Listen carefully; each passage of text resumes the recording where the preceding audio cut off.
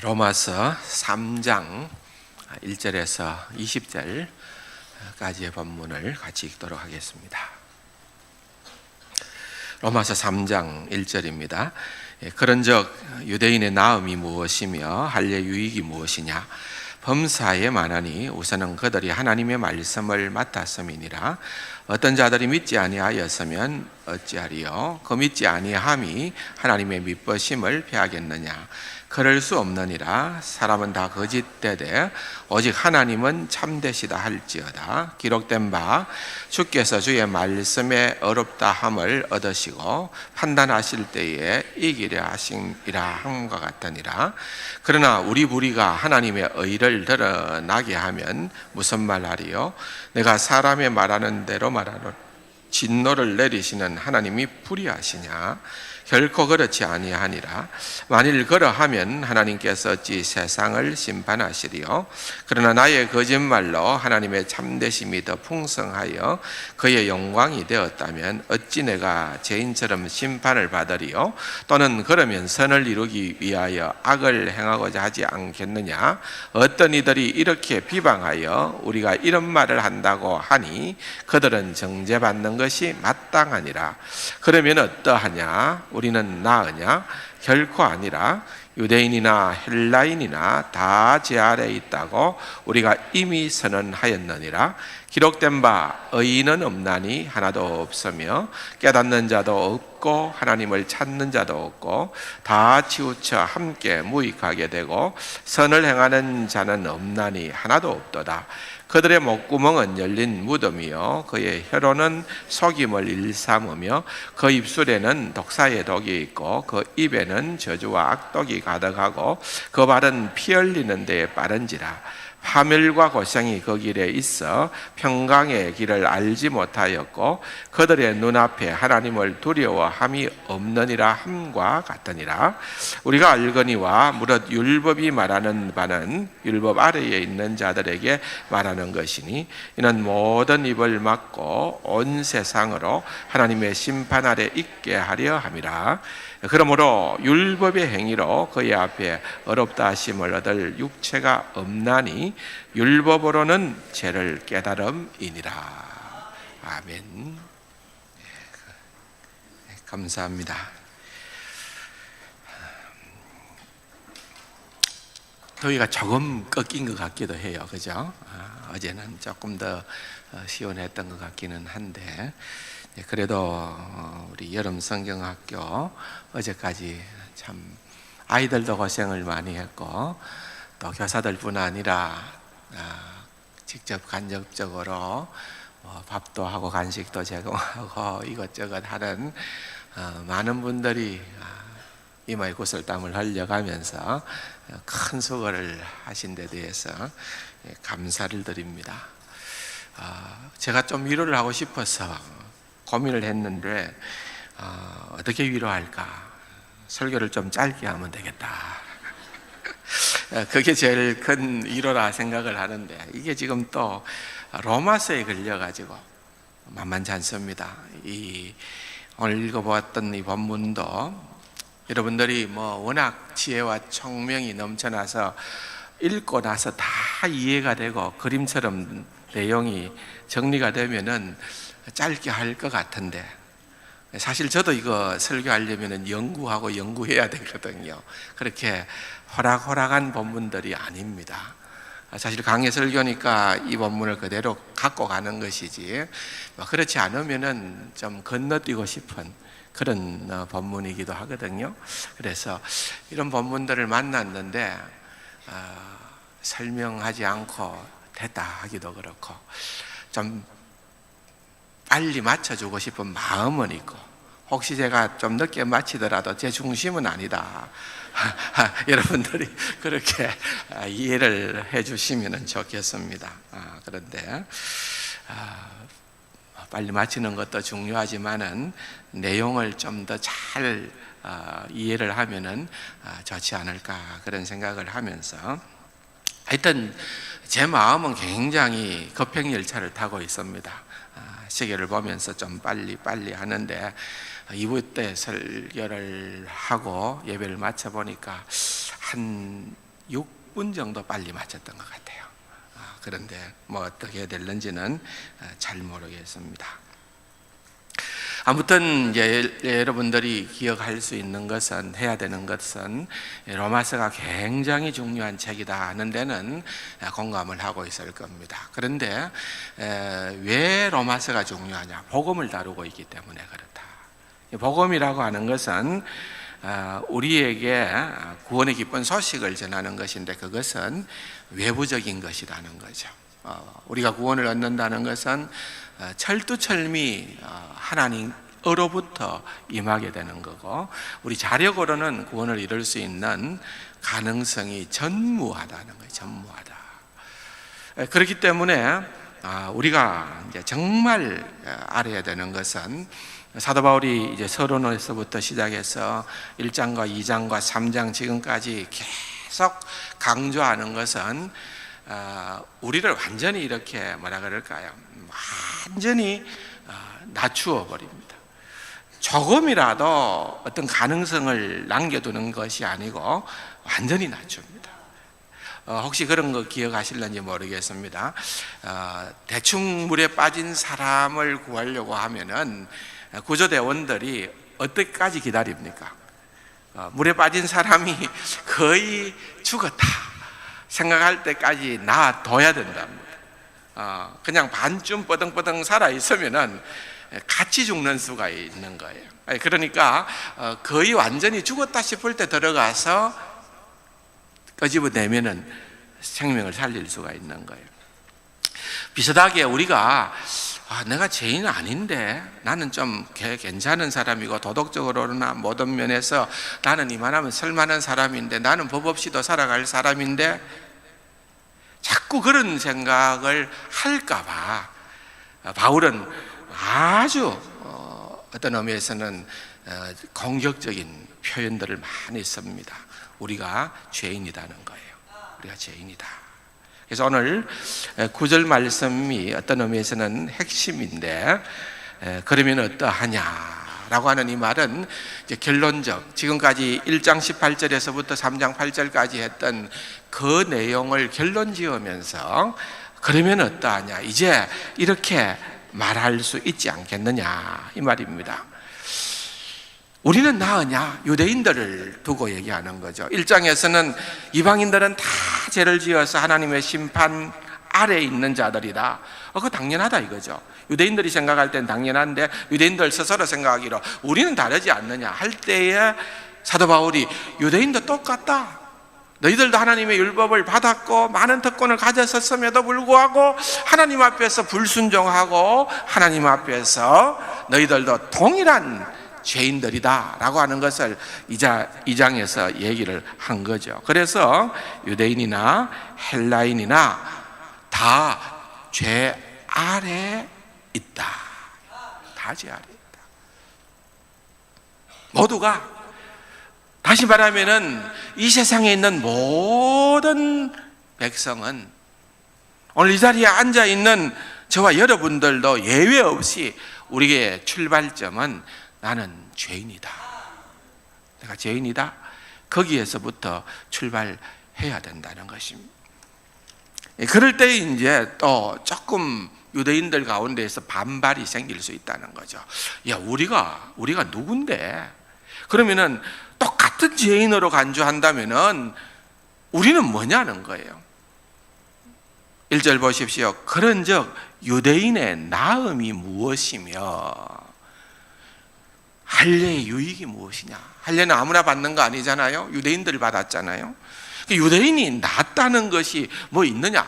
똑같이 죄인이고 똑같이 하나님의 심판 아래에 있다고 한다면은 그게 무슨 의미가 있느냐는 거예요. 그러자 그런 질문을 충분히 예상을 하고 이제 먼저 바울이 질문을 던지는 거죠. 2절 읽어볼까요? 범사에 많다. 범사에 많으니 우선은 그들이 하나님의 말씀을 맡았습니다. 굉장히 많다 이 말을 먼저 하는 거죠. 그러나 그 첫 번째 하나 내가 얘기할 수가 있는데, 그것은 너희들이 하나님의 말씀을 맡았다. 하나님의 말씀을 맡았다는 것이 이게 굉장한 유익이라는 거예요. 이걸 우리가 제대로 써먹지를 못해서 그런 거지, 하나님의 말씀을 먼저 맡았다라고 하는 것은 엄청난 그런 어떤 나음이다, 엄청난 혜택이라는 거예요. 하나님께서 이스라엘 백성들과 언약을 맺으시고 난 다음에 그들에게 또 모세를 통하여서 율법을 주고 선지자들을 통하여서 계속해서 하나님의 말씀을 준 데에는 엄청난 특권이 있다는 거예요. 그래서 그 하나님의 말씀을 통하여서 구별된 백성으로 살고, 그래서 그들이 세상 사람들이 볼 때에는 어떤 제국을 지향하는 자들이 아니라 제사장 나라를 지향하는 하나님의 백성임을 확연히 보여줌으로 말미암아서 세상 사람들로 하여금 우리도 저들이 믿는 신 여호와를 우리도 한번 믿어봐야 되지 않겠느냐, 이런 선한 도전을 줄 수 있도록 하나님께서 허락을 하셨다는 거예요. 또 여러분 로마서 9장 5절로 가보면은요, 9장 4절에 가보면은 그들은 이스라엘 백성이라, 사람이라, 그들에게는 이제 여기에 보면은 범사의 많음을 얘기를 하는 거죠. 유대인들이기 때문에 그들이 갖는 유익은 양자됨과 영광과 언약들과 율법을 세우신 것과 예배와 약속들이 있고, 조상들도 그들의 것이요 육신으로 하면 그리스도가 그들에게 낫다. 그러니까 이런 많은 그런 유익함이 있다는 것을 바울도 알고 유대인들도 아는 거예요. 그래서 그것을 먼저 얘기를 해주고 있는 것을 보게 됩니다. 사실 어떻게 보면은 우리도 그런 어떤 은혜가 있는 거예요. 전 세계 민족들 가운데에서 정말 마음껏 속편하게 예수를 믿는 그런 민족들이 그렇게 많지 않잖아요. 당장에 여러분, 전 세계에서 가장 기독교를 핍박하는 나라는 이슬람 국가가 아니에요. 북한이에요, 북한. 북한은 기독교인이라는 정체가 드러나기만 하면은 죽여버립니다. 사형에 처합니다. 성경책을 갖고 있다가 들키면은 사형에 처합니다. 그런데 여러분, 대한민국에서는 누가 그런 사람이 있습니까? 여러분들이 오늘 교회에 올 때에 성경책을 손에 들고 온다고 해서 뭔가 위협을 느꼈습니까? 불편함이 있습니까? 없다는 거죠. 그럼에도 불구하고 여러분, 우리에게 이런 엄청난 특권이 있음에도 불구하고 하나님의 말씀을 우리가 참 잘 살피고 하나님의 말씀을 영의 유익한 양식으로 삼아서 정말 주님을 더욱더 닮아가고 구원받은 백성으로서 우리의 나아갈 길에 대한 그런 지표로 삼고 가이드북으로 삼고 하나님의 말씀을 소중히 여기며 그렇게 살아가야 그것이 진가를 발휘하는데, 그냥 주일날 교회 올 때 먼지 툭툭 털고 그냥 내가 빈손으로 오면은 뭔가 손이 허전하니까 들고 오는 책 정도로 생각을 해서는 아무런 유익이 없다는 것을 우리에게 말씀하고 있는 것입니다. 또 볼까요? 3절에 어떤 자들이 믿지 아니하였으면 어찌하리요? 그 믿지 아니함이 하나님의 미쁘심을 패하겠느냐. 여기 어떤 자들은 유대인을 의미하는 거예요. 유대인은 그 믿지 아니함이 하나님의 미쁘심을 패할 수가 없다라고 그렇게 주장하는 겁니다. 4절을 보면은 그럴 수 없느니라. 여기에 이 뭐라 그럴까요? 이 미쁘심, 하나님의 미쁘심이라는 말은 이건 예쁘다 이런 표현이 아니죠. 미쁘다는 말은 무슨 말입니까? 믿을만하다라는 말입니다. 믿을만하다. 믿을만하다.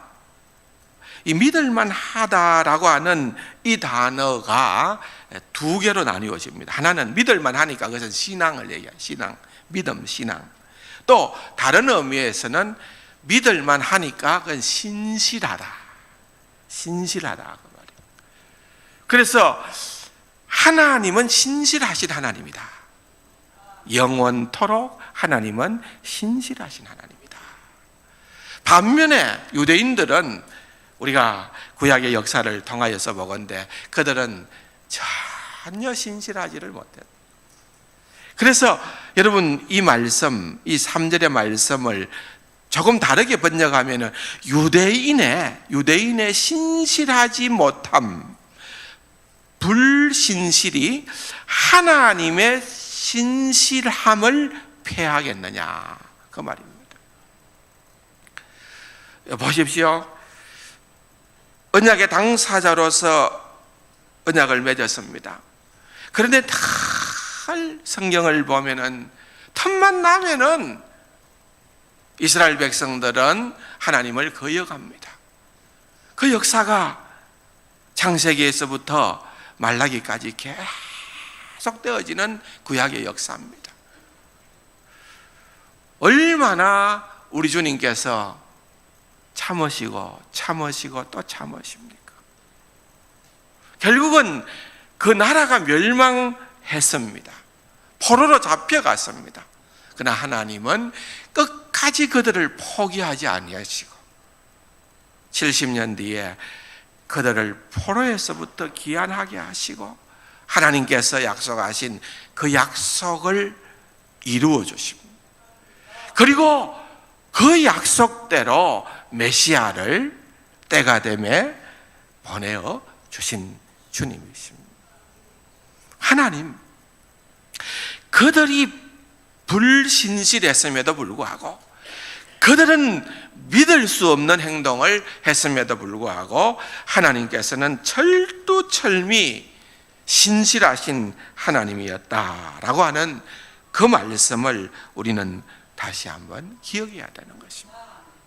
찬송가에도 우리는 주님을 늘 배반해도 내 주 예수 여전히 변함없이 날 불러주시는 분이시다.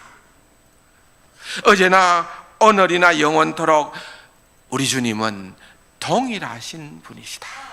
이 동일하다는 말은 변함이 없으시다. 이것은 신실하시다, 그 말인 것입니다. 계속해서 세 번째 질문을 5절에 바울이 하고 있습니다. 우리의 불의가 하나님의 의를 드러나게 한다면은 무슨 말 하리요? 진노를 내리시는 하나님이 불의하시냐? 그렇게 질문을 합니다. 여러분, 이 질문의 요지는 유대인의 불의와 불신실로 인해서 하나님께서 유대인을 심판하시면은 하나님의 의로우심이 드러나게 된다는 거죠. 그래서 이렇게 하나님이 의롭다 하심, 하나님의 의로우심이 드러나게 할 수 있도록 한 그 유대인들을 하나님께서 심판하시면 되겠느냐, 이 말입니다. 하나님의 의로우심을 드러나게끔 했기 때문에 유대인을 심판해서는 안 된다. 그건 하나님이 옳지 않은 것 아니냐, 그 말입니다. 하나님이 불의하신 것 아니냐, 그 말인 것입니다. 다시 말하면 인간의 불의가 하나님의 의를 나타낸다면 하나님께서는 그 인간을 심판하는 것이 아니고 그 인간을 상을 주시는 것이 맞다, 이렇게 생각해야 되는 것이 아니냐는 거예요. 여러분, 이것은 궤변입니다. 그럴 수가 없습니다. 사도 바울의 답변입니다. 6절입니다. 결코 그러하지 아니하니라 그랬습니다. 그럴 수가 없다는 거예요. 예를 들어 봅시다. 가룟 유다는 예수님을 배반했습니다. 가룟 유다는 예수님을 돈을 받고 팔았습니다. 근데 원래적 목적은 예수님이 십자가에 달려 죽으신 거예요. 그래서 가룟 유다 입장에서는 하나님의 뜻을 이루는데 내가 충실한 도구가 되었다. 그러므로 나는 상 받을 자이지 벌 받을 자는 아니다. 이렇게 이야기를 할 수가 있겠느냐, 그 말입니다. 여러분 한번 따라 할까요? 그럴 수 없습니다. 여러분 무슨 말입니까? 들어는 가끔씩 우리가 범죄함에도 불구하고, 우리가 실수하고 우리가 죄를 지음에도 불구하고 하나님이 은혜 가운데에서 하나님의 뜻을 성취하는 그런 경우들이 있습니다. 근데 그 되어진 결과를 보면서 우리는 스스로에게 이야기를 합니다. 하나님의 뜻을 이루었기 때문에 나는 괜찮아. 아니라는 거죠. 죄가 합리화될 수는 없다는 겁니다. 사랑하는 성도 여러분, 누가복음 22장 22절에 보면은 결국은 가룟 유다의 최후를 이렇게 기록하고 있습니다. 인자는 미리 작정한 대로 가거니와 그를 파는 그 사람에게는, 예수를 파는 가룟 유다에게는 그 말이지요, 화가 있으리로다 그랬습니다. 당연하지만은 명심해야 될 것이 있습니다. 하나님은 우리가 범죄하는 것을 결코 기뻐하시지 아니하십니다. 우리가 주님을 더욱더 닮아가고 하나님의 말씀으로 변화되어서 주님의 의를 드러내기를 주님께서 원하고 계신다는 것을 우리에게 말씀하고 있는 것입니다. 그러므로 이런 내용들을 설명을 하면서 9절에 그러면 어떠하냐? 우리가 나으냐? 결코 아니라. 유대인이나 헬라인이나 다 죄 아래 있다고 우리가 이미 선언하였느니라. 죄 아래. 헬라 단어 가운데 이 휘포라고 하는 전치사를 쓰는데 이 굉장한 단어예요. 그래서 죄 아래라고 하는 죄의 영향력 아래, 죄의 철저한 구속력 아래, 그 말입니다. 그래서 여기에 보면은 특별히 사도 바울이 사용하고 있는 단어는 죄라고 하는 이 단어가 단수형을 띠고 있어요. 죄악들, 복수형도 있고 단수형이 있는데, 복수형은 우리가 범하는 여러 가지 죄를 의미하는 말입니다. 근데 여기에 단수형의 죄를 사용할 때는 죄의 실체를 두고 사용하는 용어인 것입니다. 그러므로 우리가 죄를 지었든지 죄를 짓지 않았든지 간에 이미 우리는 아담의 피를 이어받은 원래적 죄를 타고난 그러한 죄인이라고 하는 것을 먼저 이야기를 하고 있는 것입니다. 여러분, 우리는 다 죄인입니다. 10절 이하의 기록이 바로 그런 내용들입니다. 보십시오. 의인은 없나니 하나도 없다. 의인은 없나니 하나도 없다. 깨닫는 자도 없고 하나님을 찾는 자도 없다. 여러분, 이것은 철두철미 우리 인간의 무능함을 얘기하고 있는 것입니다. 지혜로워 깨닫게 되는 사람도 없습니다. 하나님을 적극적으로 찾는 자도 없습니다. 때로는 하나님을 찾는 자들이 많지 않느냐, 신을 찾는 자들이 있지 않느냐. 그런데 여기에 찾는다라고 하는 이 찾는 의미는 정말 사모하고 정말 하나님의 영광을 위하여 하나님께서 의도하는 그 뜻을 추구하는 찾음을 의미하는 겁니다. 우리가 필요해서 나의 필요를 채우기 위하여서 하나님을, 신을 이용하기 위하여서 찾는 것을 의미하는 그런 용어가 아니라는 것입니다.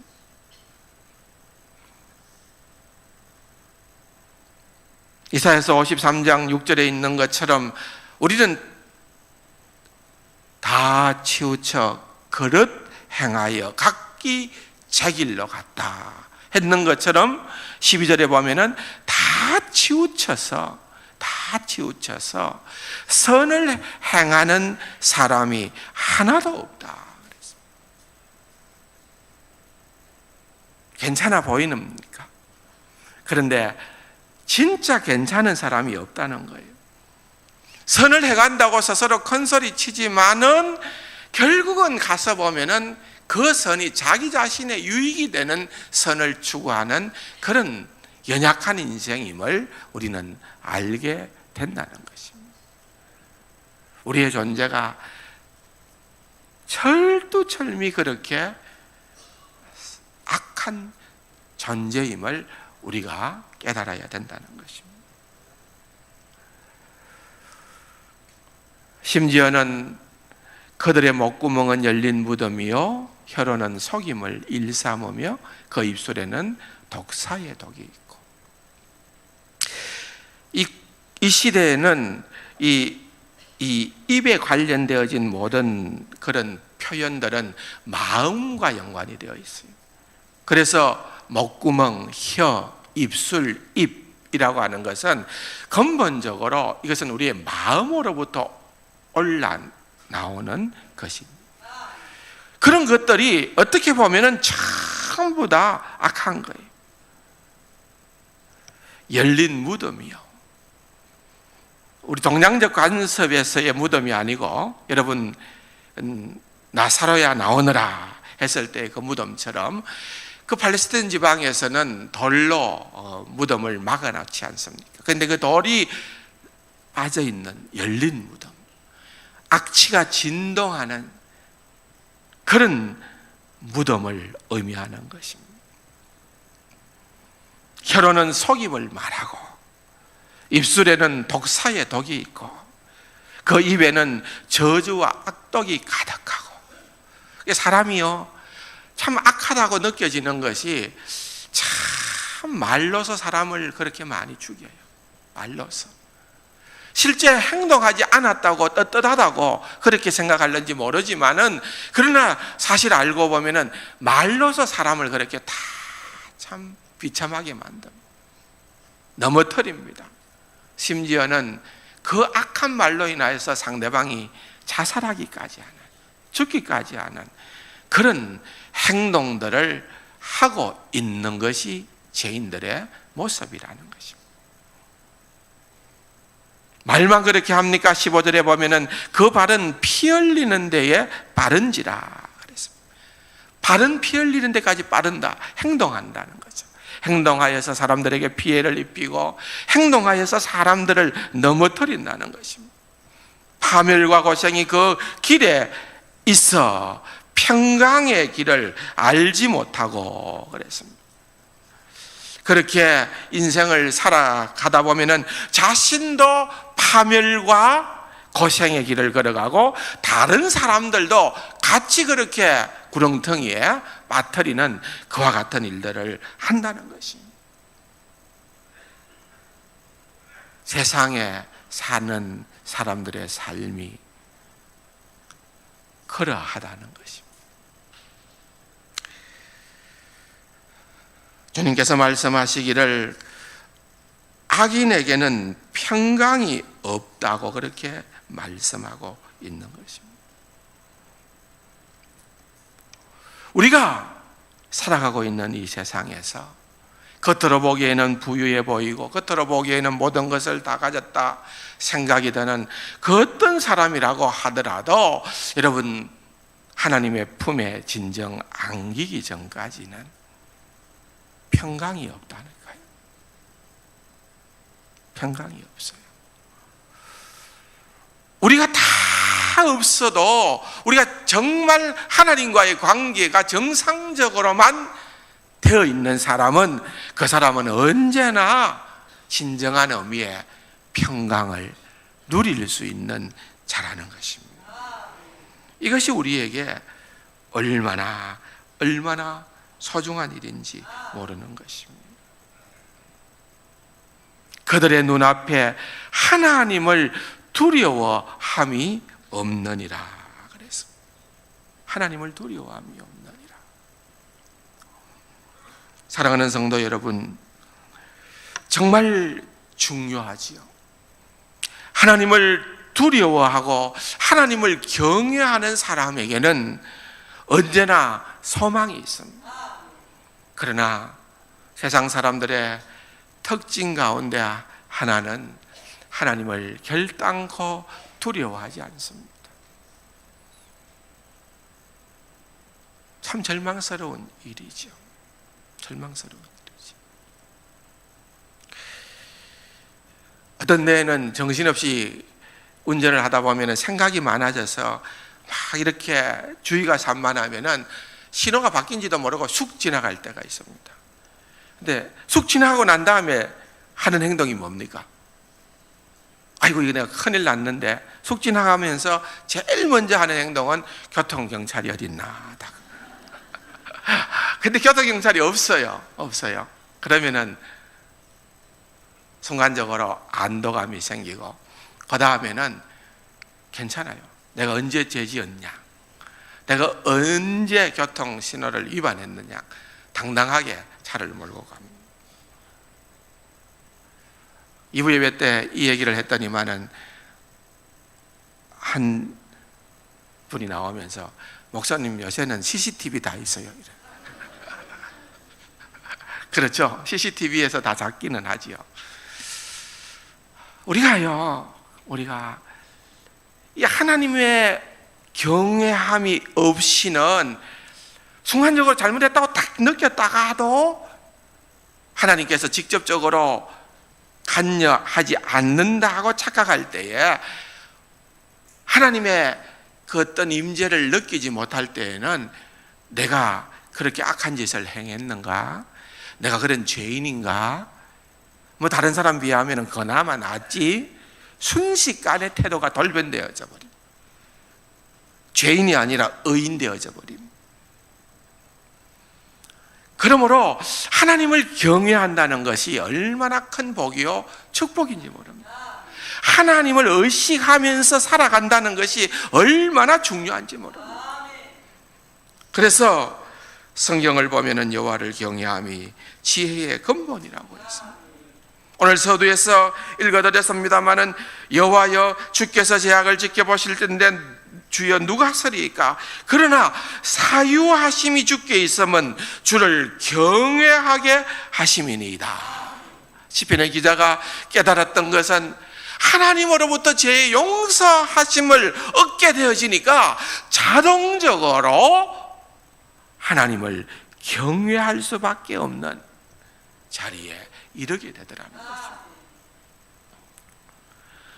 너무 무서워서, 너무 심판이 두려워서 하나님을 경외하는 것이 아니라, 내가 죄의 용서를 받고 내가 하나님으로부터 구원의 은총을 입고 나니까 저절로 내 마음이 자발적으로 하나님을 경외하게 되어졌다는 것입니다. 시편 16편 8절에 보면은 내가 여호와를 항상 내 앞에 모시며, 시편의 기자가 발견한 것이 무엇입니까? 나의 비밀은 하나님의 위대하심 앞에서 늘 살아가는 것이다. 나는 항상 그분의 영광과 사랑, 능력을 생각한다. 내 인생을 언제나 하나님의 통치 아래 두어서 그분의 빛 가운데에서 살아간다. 그것이 나에게는 진정 행복한 것이라는 거죠. 사랑하는 성도 여러분, 우리는 하나님의 은혜 말고는 달리 소망이 없는 자임을 알아야 됩니다. 오늘 본문의 19절과 20절에 있는 말씀을 보십시오. 율법을 얘기합니다. 바울이 말하는 율법은 무릇 율법이 말하는 바는 율법 아래에 있는 자들에게 말하는 것이니, 다시 말하면은 율법이 말하는 것은 율법 밖에 있는 사람들뿐 아니라 율법 아래, 율법을 지킨다고, 율법을 안다고 생각하는 그 모든 사람들에게도 해당되어진다는 것입니다. 그래서 내가 율법을 잘 안다는 사실이, 내가 율법을 잘 지켜서 하나님 앞에서 내가 바로 서 있다고 자신 있게 주장할 수 있는 근거가 될 수가 없다는 것입니다. 그러므로 내가 율법을 잘 알면 도리어 이렇게 되는 것입니다. 19절에 있는 말씀입니다.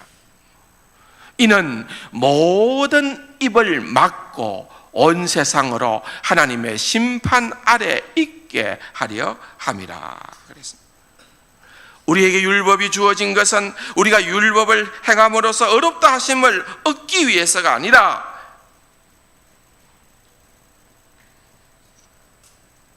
우리가 죄에 물들어져 있기 때문에. 율법은 어떤 의미에서는 우리가 점검해야 되는 그런 표가 아니라, 기준이 아니라 우리가 결코 도달하지 못할 그러한 기준인 것입니다.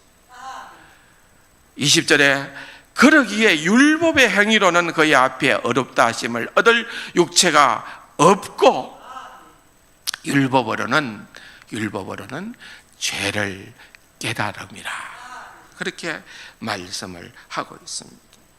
그러므로 하나님의 백성들이 율법을 읽을 때에, 하나님의 법을 깨달아 알게 될 때에 우리가 반응할 수밖에 없는 것은 하나님, 나는 죄인입니다. 하나님 앞에 내가 변호할 것이나 내놓을 것이 아무것도 없는, 나는 절대적으로 멸망할 수밖에 없는 그러한 죄인입니다. 9절에 있는 말씀에 의하면 유대인이나 헬라인이나 다 죄 아래에 있는 자들입니다. 그렇게 고백할 수밖에 없는 자들이라는 것입니다. 사랑하는 성도 여러분, 결코 여러분들을 유쾌하게 할 수 있는 말은 아닙니다. 오늘도 여러분들이 교회에 오시면서 내가 교회에 와서 격려하는 말, 칭찬하는 말, 소망이 있는 말, 나는 뭔가 굉장한 사람이라는 것을 확인할 수 있는 그런 말씀을 기대합니다 하고 이 자리에 나오셨습니까? 여러분, 그것은 결코 우리에게 굿뉴스가 될 수가 없습니다. 파스칼이 이렇게 얘기를 했습니다. 이 교리만큼 우리에게 무례한 것은 없다. 우리가 죄인이다, 우리가 철두철미 아무런 소망이 없는 죄인이다, 이것만큼 우리를 불쾌하게 하는 게 없다는 거예요. 진짜 이 말 들으면 진짜 기분 나빠진다 이거예요. 하지만 이 신비를 모르고서는 모든 불가해한 것들 가운데, 이 세상에 많이 복잡하여 이해하지 못하는 수많은 것들 가운데 가장 불가사의한 존재인 인간을, 우리를 이해할 수가 없다. 여러분, 파스칼이 얼마나 유명한 자입니까? 그가 고백을 합니다. 우리가 죄인됨을 철두철미 깨달을 때만 여러분, 우리가 정말 우리 자신을 이해할 수가 있다는 것입니다. 우리의 출발점이 그렇게 되어져 가야 한다는 것입니다. 칼빈도 이렇게 얘기를 합니다. 인간은 자존심이 골수에까지 박혀 있어서 자존심을 만족시키는 매혹적인 은사를 제일 좋아한다. 여러분, 미국에 가면은 로버트 슐러가 목회했던 교회가 있었습니다. 크리스탈 처치라고 우리에게 알려졌던 긍정적인 사고방식. 노만 빈센트 필이라고 하는 분으로부터 시작돼서 로버트 슐러 또는 여러 사람들이 그런 계열로 복음을 소개하거나 설명한 적이 있습니다. 한 번도 인간을 향하여서 죄인이라는 얘기를 하지 않습니다. 내가 대단한 존재라고 생각하게끔 긍정적인 얘기를 합니다. 그런데 여러분, 복음은 그것이 본질이 아닙니다. 복음의 본질은 사도 바울이 로마서에서 이제 21절에 보면은 드디어 1장 16절과 17절에서 얘기했던 이제는 율법 외에 하나님의 한 의가 나타났나니 하고 드디어 복음에 대한 메시지를 확신 있게 다시금 소개하지 않습니까? 그렇게 되기 위해서는 우리의 인간의 본질이 얼마나 소망 없는 자인가를, 내가 얼마나 큰 죄인인가를 알아야 된다는 것입니다. 계속해서 룻 갈비는 얘기합니다. 그리고 그 말을 들으면 굉장히 기뻐한다.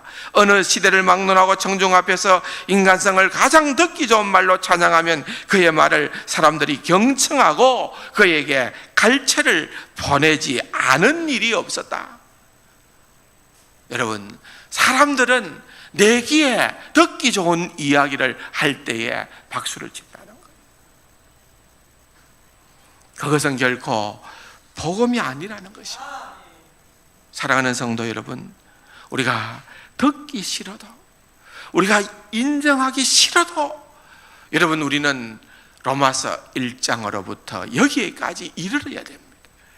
여기에까지 이르러야 비로소 복음이 얼마나 위대한가를, 복음이 얼마나 우리를 황홀하게 하는가를 깨달아 알 수 있는 그 자리에 이르게 될 줄로 믿습니다. 사랑하는 성도 여러분, 이 비밀을 진정으로 맛보고 누리고 증거하는 귀하고 복된 우리 세간 가족들이 되기를 주님의 이름으로 축원합니다. 좋으신 아버지 하나님, 감사합니다. 우리에게 로마서를 주신 것 감사합니다. 복음의 비밀을 허락해 주신 것 감사합니다. 아버지 하나님, 나의 실존이 어떠한가를 바로 깨달아 알게 하여 주옵시고, 오직 예수에는 다른 구원의 방도가 없음을 기억하며 주께 영광 돌리는 구원받은 백성들이 다 되게 하여 주옵소서. 예수님의 이름으로 감사기도 드립니다. 아멘.